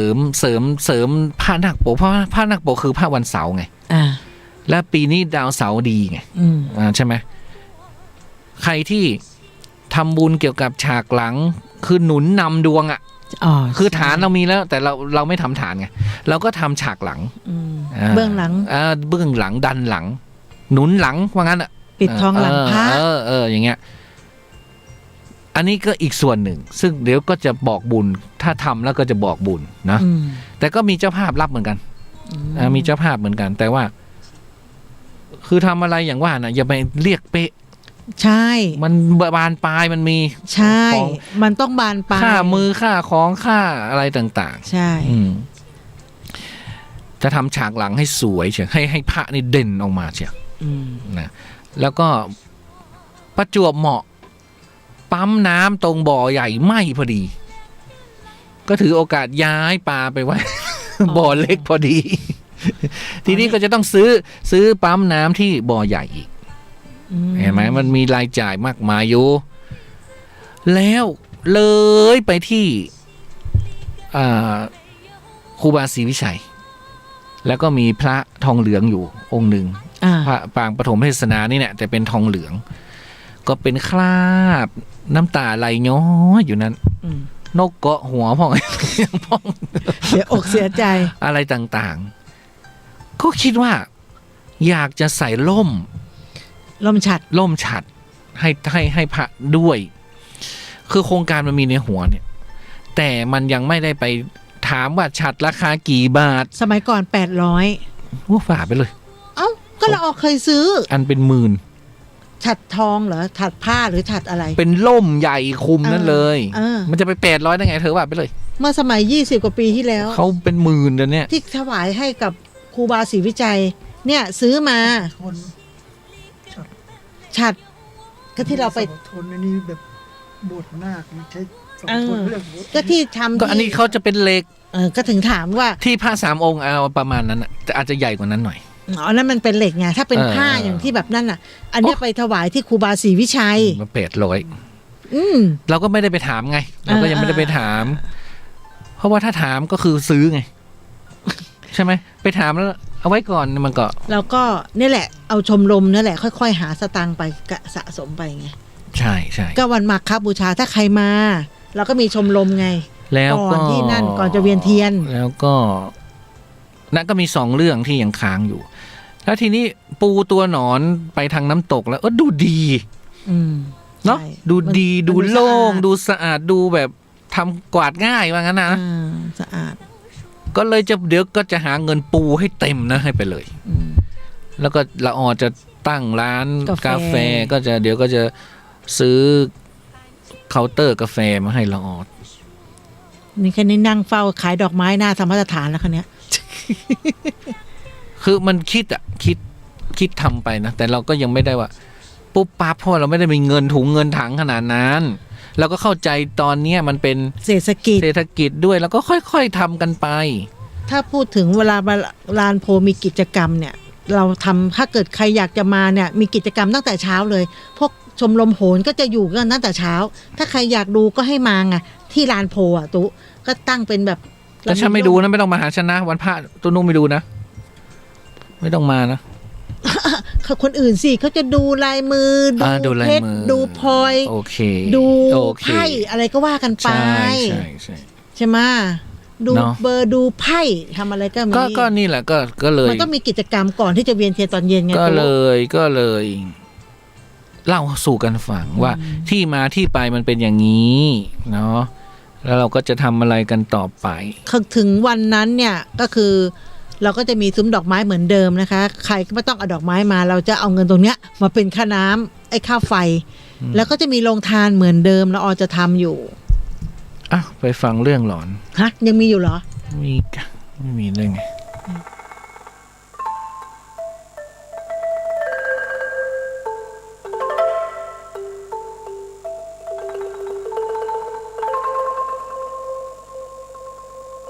รายการนี้ไม่เหมาะกับเด็กอายุต่ำกว่า15 ปีหรือผู้ที่กำลังตั้งท้องอ่อนๆและง่วงเหงาหาวนอนอยู่เสมอเพราะเดี๋ยวเธอจะไม่รู้เรื่อง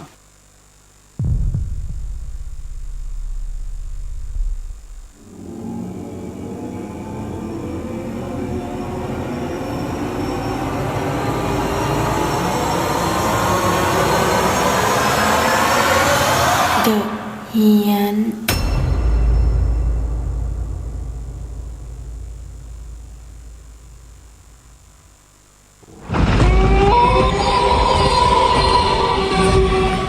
ก็ต้องฝังหูไว้หูนะคือบางทีเรื่องราวอะไรเนี่ยมันอยู่ในใจตุ้นุกเนี่ยแต่ไม่บางทีไม่ได้เล่าหรือบางทีเจอกันแล้วก็ไม่ได้คุยกันไม่ได้เล่าที่มาที่ไปเหมือนที่อาจารย์พิมพ์เสียไปเนี่ยทุกคนเขารู้สึกหมดเลยเขาได้กินมั่งเลี้ยวกับผ้าม่านไหวมั่งอะไรมั่งเขาฝันถึงมั่งอะไรมีฉันคนเดียวไม่รู้เรื่องแล้วก็ยังก็มีคนมาถามอีกนะว่าฝันเห็นอาจารย์พิมพ์ทำไงคนไหนฝันคนนั้นก็ไปทำบุญนี่ไม่ได้เป็นฝันอาจารย์พิมพ์ไม่ได้มาหานี่อาจารย์พิมพ์รู้ว่าเนี่ยขี้กลัวเพราะขนาดอาจารย์พิมพ์ป่วยน่ะอาจารย์พิมพ์ต้องลงเดินมาส่งนางละอลงข้างล่างช่วงที่ตู้ไม่อยู่นะอาจารย์ถ้าให้หนูขึ้นคุยจนดึกเนี่ยอาจารย์ต้องลงมาส่งหนูนะอาจารย์ก็ต้องเดินมาส่งข้างล่างนี่เพราะนั้นบางทีหลายคนก็สงสัยต้นนุกทำอะไรซื้ออะไรมาปลูกทำอะไรขุดดินทำอะไรหรือทำอะไร คือไม่มีเวลาเล่าคือนึกได้ปุ๊บก็ทำนึกได้ปุ๊บก็ทำไม่ได้มีเวลามาตอบว่าทำอะไรทำไมอะไรไม่ตอบก็ต้นนุกเอาดอกไปปลูกวันนั้นละอก็เลยขุดเอาดอกกุหลาบหินไปลงเอาออกมันจะหางามเดี๋ยวก่อนจะเข้ากันเดี๋ยวก่อนอดีฉันไม่ได้คนเอามากำลังจะไปดอยคนฝายหินแม่ พายมนุเขาก็หิ้วกุหลาบหินกับอันนี้มาเขาก็มายกมือไหว้ที่ช้างเขาก็บอกว่าแม่มีกุหลาบหินกับแม่มีอันเนี้ยจะปลูกเดี๋ยวนี้ฉันก็รถอะไรนะรถออฟโรดก็กำลังจะออกตัวก็อไปไม่เขาไม่ด้วยเขาบอกเอาจอบมาเดี๋ยวนี้จะขุดจะฉันก็ต้องลงจากออฟโรดมาไปเอาจอบมาแล้วก็มาฟันชกแล้วก็ให้หนูมือร้อนหนูฟันให้แล้วแม่ก็เอานั่นลงนะเขาก็เอาลงพอไอ้ตรงมุมนู้นอ่ะเขาบอกอันนี้แม่ลงเองได้จะไปไหนก็ไปฉันก็เอาจอบไปเก็บแล้วก็ขึ้นออฟโรดไปนั่นแหละวันนั้นน่ะเขาก็ปลูกเอาไว้เขามาจากไหนก็ไม่รู้แหละแต่อยู่ในหมู่บ้านเราเนี่ยแหละฉันยังว่าตะแปวแน่เลยเนี่ยเดี๋ยวจะถอนออกสักวันไม่ใช่คนในฝ่ายเห็นแม่เขาก็มีศรัทธาเนาะไม่น้องเขาใช่ไม่แล้วก็ปลูกที่เจ้าที่ก็ได้ปลูกตรงเจ้าที่เขาอุตส่าห์มาปลูกเขามายืนยกมือไหว้ช้าง2 ตนก็ไปบอกเลยว่าฉันถอนออกจบไม่ได้ห้ามไม่รู้ถามคำสั่งไม่เมื่อเช้าซื้อดารามาปลูกอีก5 ก่อลดด้วยเดียวมันก็เลยมันไม่หนักก็เอามาปลูกเอาของเขาไว้ต้นน้อยหนึ่งถ้ามันจะตายก็ไม่เพราะว่าไอ้พิโทเนียที่ปลูกเนี่ยเดี๋ยวมันก็จะยุบแล้วถ้ามันหมดหน้าหนาวฉันก็จะเปลี่ยนคอลเลกชันใหม่อาจจะเอาคัมบูจูมาอะไรเงี้ยกุหลาบหินก็แอบเขาไปมุมตรงไหนก็มุมไม่รู้แล้วแต่ละถ้าฉันอารมณ์นั่นก็จะไม่รู้ละแล้วแต่อารมณ์ฉันอันนี้ก็ไม่รู้ด้วยนะฉันเป็นคนจัดการฉันเป็นคนดูแลดูเอาอะไร10 นาทีแล้วละเร็วๆมาเถียงกันอะไรเนี่ย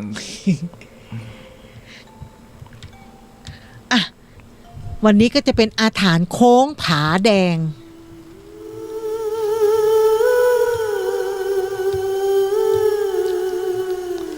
ซื้อดอกสีม่วงออกมาปลูกสีสวยจะตายไม่ก็ถ้าหมดพิทูเนียน่ะจะเอาไอ้บานไม่รู้โรยมาปลูกอยากได้ดอกไอ้นั่นอะดอกสันทราย2 ต้น2 ฝั่งแล้วก็ไอ้ดอกสีม่วงที่มันเป็นช่ออะไรตุ๊ที่เป็นช่อลงมาแล้วมันจะม่วงมาทั้งหมดเลยนะไปซื้อเองตุ๊ปลูกป่ะล่ะไปซื้อเองไม่แล้วตุ๊ปลูกป่ะไม่ปลูกฉันปลูกฉันซื้อแล้วฉันก็จะปลูกของฉันเพราะว่าดิฉันปลูกตายหมดเอาตะไคร้ไปลงแปลว่าปลูกตะไคร้อยู่เลยตะไคร้เป็นสวนครัวก็ดีนะก็อยู่ตรงนั้นไงฝั่งตรงข้ามเขาปลูกสวยๆเขาลดน้ำไม่ตรงนั้นเป็นน้ำมันดินมันดีตรงข้างเรามันเป็นหินใช่ของเรามันเป็นหินลดน้ำยังไหลไปหมดอ่ะแปลว่าปลูกตะไคร้ปลูกอะไรไว้นั่นไงมะละกอเขาบอกว่าเรื่องนี้เกิดขึ้นเมื่อประมาณ10 ปีที่แล้วนะคะเรื่องมันก็นานมาแล้วตอนนั้นคุณหลังก็ทำอาชีพเป็นเซลล์ขายรถแล้วมีอยู่ช่วงหนึ่งนะคะคุณหลังเนี่ยก็ต้องกลับไปพัทยา3 วันติดกันเลยแล้วก็จะผ่านโค้งนี้ตลอดเขาเลยเรียกว่าโค้งผาแดงนะคะวันแรกคุณหลังเขาก็ขับรถจากพัทยาตอน20 ทุ่มก่อนที่จะถึงโค้งคุณหลังก็ขับชะลอมาแล้วก็มีรถวิ่งเลนขวาก็วิ่งมาอยู่ดีๆก็เลี้ยวลงเกาะกลางซะงั้นอะตอนนั้นมันก็มืดแล้วก็มีแค่รถของคุณหลังกับรถที่ลงเกาะกลางไปเมื่อกี้เนี่ยนะคะคุณหลังก็เลยลงไปดูว่าจะช่วยเหลืออะไรได้พอวันที่2ขากลับจากพัทยาเวลาไล่เลี่ยกันเมื่อวานก่อนที่จะถึงโค้งนี้คุณหลังก็เลยวิ่งเลนซ้ายชะลอมาคุณหลังก็เห็นรถวิ่งมาเลนขวาขับมาประมาณสัก100 ถึง 120เนี่ยแหละวิ่งตรงๆอยู่ดีๆก็ฉลับตกลงไปตรงเกาะกลางเหมือนเมื่อวานเลยอะนะคะจนผ่านไป3 ปีคุณหลังก็มีเพื่อนอยู่คนหนึ่งนะคะก็เป็นเซลล์ขายรถด้วยกันนั่นแหละเพื่อนคนนี้ก็มีชื่อว่าโอวันนั้นคุณหลังและโอก็ขับรถไปคนละคันเพื่อจะไปส่งของให้ลูกค้าพอขากลับโอก็กลับมากับคุณหลังโอก็บ่นกับคุณหลังว่าเบื่อว่ะเป็นเซลล์นี่ก็โดนผู้จัดการบ่นได้ทุกวี่ทุกวันจนขับมาถึงโค้งนี้นะคะระหว่างที่บ่นอยู่นั้นน่ะก็ตรงโค้งนี้ก็จะมีศาลอยู่ศาลหนึ่งนะคะอยู่ดีๆโอก็พูดขึ้นมาว่าถ้า2 ปีนี้นะถ้ากูได้เป็นผู้จัดการนะกูจะเอาเลือดมาถวาย1 แกลลอนคุณหลังก็ถามว่าอ้าวแล้วมึงจะเอาเลือดที่ไหนโอก็ตอบว่าก็เลือดกูนี่แหละ ไอ้นี่พูดเป็นลางผ่านไปประมาณปีหนึ่งนะคะโอก็ได้เป็นผู้จัดการตอนนั้นคุณหลังก็คิดว่าไอโอมึงโดนแล้วเว้ยอายุ28เองเป็นผู้จัดการละคนอื่นน่ะเขายังไม่ได้เป็นเลยเขาเป็นแค่ซูเปอร์ไฟอะไรนะเป็นแค่ซูเปอร์ไวเซอร์มีอยู่วันหนึ่งนะคะแฟนของโอก็โทรมาหาคุณหลังแล้วก็บอกว่าพี่โอรถคว่ำอยู่ที่ชลบุรีพอคุณหลังรู้เรื่องก็เลยไปเยี่ยมเพื่อนที่โรงพยาบาลพอไปถึงโรงพยาบาลโอก็ไม่พูดอะไรแต่คุณหลังก็สังเกตเห็นว่าโอมันดูเหมือนอยากจะคุยกับคุณหลังตอนนั้นโอก็แค่เข้าเฝือกแล้วก็หัวแตกเย็บนิดหน่อยพอตอนออกจากโรงพยาบาลโอไม่ขึ้นรถแฟนกลับแต่เลือกมาขึ้นรถของคุณหลังแล้วก็คุยกันคุณหลังก็เลยถามว่าโอ้มึงเป็นอะไรหรือเปล่าโอ้ก็บอกว่ากูมีเรื่องเล่าว่ะวันนั้นประมาณ20:00 นกูขับรถมาจนเกือบจะถึงโค้งเนี่ยก่อนถึง2 กิโลตรงนั้นไม่มีรถใครเลยนะเว้ยมันมีรถกูอยู่คันเดียวกูเห็นเป็นคนเดินอยู่ข้างทางเถอะแล้วก็แถวยาวมากนะทั้งใส่ชุดสีดำและขาวบริเวณตรงนั้นมันก็ไม่มีแสงไฟด้วยพอขับรถเข้ามาใกล้นิดนึงตรงหัวแถวก็เริ่มจะเดินข้ามถนนและก็เปลี่ยนเลนไปอีกฝั่งหนึ่งพอคนกลุ่มนั้นเดินเข้ามาได้ครึ่งถนนกูก็จอดรถและกูก็เห็นคนโบกโลงศพอยู่ตรงนั้นกูก็ตกใจคิดว่าคนชลบุรีนี่เขาแห่อะไรวะตอนกลางคืนและกูก็เห็นเด็กผู้หญิงถือรูปเดินอยู่หน้าโลงศพตอนนั้นกูก็เข้าเกียร์ถอยหลังรอไว้แล้วเผื่อมันมีอะไรเกิดขึ้นสักพักเด็กหญิงคนนั้นถือรูปคนนั้นน่ะรูปอันนั้นน่ะที่อยู่หน้าโลงศพน่ะกูมองไปพร้อมกับหันมามองรูปกูก็เห็นรูปที่เขาถือน่ะเป็นรูปของกูแล้วก็เขียนไว้ว่าชะตาวันเนี้ยมรณะวันที่21 ธันวาคม 2550แล้วกูก็ถอยรถจนตกเขาข้างทางความไม่รู้ตัวตอนนั้นรถของโอตกข้างทางประมาณเดือนพฤศจิกาและโอก็พูดว่าวันเกิดกูอ่ะถูกแต่กูไม่เชื่อหรอกว่ากูจะตายพอวันที่21 ธันวาโอก็ชวนเพื่อนมากินเหล้าฉลองปีใหม่กันแต่คุณหลังก็พอจะรู้ว่าทำไมโอมันถึงชวนตอนนั้นคุณหลังก็รู้เรื่องนี้กับโอแค่2 คนพอถึงประมาณสัก4 ทุ่มโอก็มากระซิบข้างหูคุณหลังว่ากูไม่ตายแน่นอนคุณหลังก็มองนาฬิกาแล้วก็บอกกับโอว่าดีละพรุ่งนี้กูจะต้องส่งรถต้องออกตั้งแต่ตี 4 ตี 5ต้องกลับไปเตรียมรถด้วยพอสักประมาณ5 ทุ่มถึง4 ทุ่มนี่แหละคุณหลังก็กลับก่อนนะคะก็ตบไหล่เพื่อนแล้วพูดว่ามึงรอดตายแล้ววันนั้นมึงแค่เจอผีแต่คงไม่มีอะไรหรอกนอนแล้วก็แยกย้ายกันซะแล้วคุณหลังก็ขับรถออกไปได้ไม่ถึง15 นาทีแฟนของโอโทรมาหาคุณหลังบอกว่าพี่หลังพี่โอหกล้มในห้องน้ำคุณหลังก็ถามว่าเป็นไรมากไหมแฟนโอก็บอกว่าเลือดไหลเต็มห้องน้ำเลยพี่ตอนเนี้ยคุณหลังขับรถออกไปไม่ไกลเท่าไหร่ก็เลยขับรถกลับไปดูเพื่อนพอไปถึงก็เห็นพ่อตาของโออุ้มโอออกมาแต่เลือดยังไหลไม่หยุดเหมือนกับว่าโอล้มในห้องน้ำแล้วหัวไปกระแทกตรงที่วางสบู่เพราะริ่มเลือดหลังมันหนามากและเลือดที่ไหลออกมาน่ะนองห้องน้ำออกมาเป็นแกลลอนคุณหลังก็คิดว่าไม่รอดแน่ๆพอเอาไปส่งที่โรงพยาบาลก็เสียเลยจากเหตุการณ์วันนั้นทำให้คุณหลังเนี่ยเสียเพื่อนไปคนหนึ่งโดยในคำพูดที่เขาพูดเป็นลางไว้ว่าถ้าเขาได้เป็นผู้จัดการเขาจะเอาเลือด1 แกลลอนมาเส้นไหว้อันนี้ก็คือการพูดโดยไม่คิดพูดแบบเป็นลางอ่ะไปถ้าเอ่ยปุ๊บมันคือผีเขาจำแล้วไงเขาจำแล้วถ้าคุณได้แล้วคุณต้องให้อ่ะประมาณนี้เนาะเอาเถอะหมดเวลาอันนี้มีไหนวิปุ่มใช้วิปุ่มดูฟิล์ม อ้าวหมดเวลาพอดีจ้ะว่าเรารักษาเวลาได้ดีมาก เข้าไม่เคยตรงเวลา ก็ปีใหม่นี้นะก็ขออวยพรนะซิงเจียอยู่อีซิงนี้ฟันฉายซินเนียนไข่เลอร์